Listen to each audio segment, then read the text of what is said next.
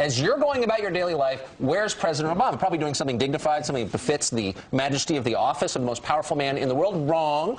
He was with noted tax cheat, race baiter, and FBI informant Al Sharpton speaking at the National Action Network's annual meeting. The president was. And he was talking about voter fraud. Basically saying this whole idea, that the story that we reported here last weekend on the show out of North Carolina specifically, that number of votes have been double counted. Here we go. 35,000 votes have been double counted. 81 deceased folks managed to vote. So 81 dead people managed to vote using same names, social security numbers as other voters. He says this whole idea of voter fraud is totally bogus. Listen to the president. Across the country, Republicans have led efforts to pass laws making it harder, not easier, for people to vote.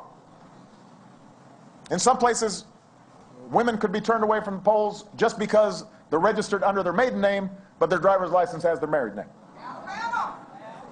Senior citizens who've been voting for decades may suddenly be told they can no longer vote until they can come up with the right ID. So let's be clear. The real voter fraud is people who try to deny our rights by making bogus arguments about voter fraud.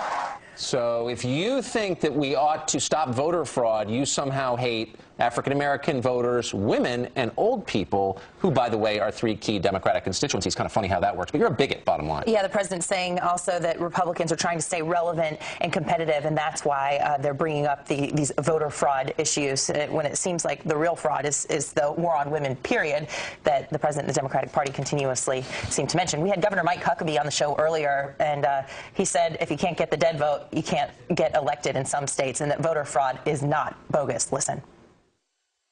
It's just still incredible to people to somehow think it's wrong to require the same level of identification. That's really an idea to protect true voters. Because if you vote fraudulently, you've canceled my legitimate vote. That's what it comes down to. So voter fraud is to make elections fair. I don't want to make it hard for people to vote.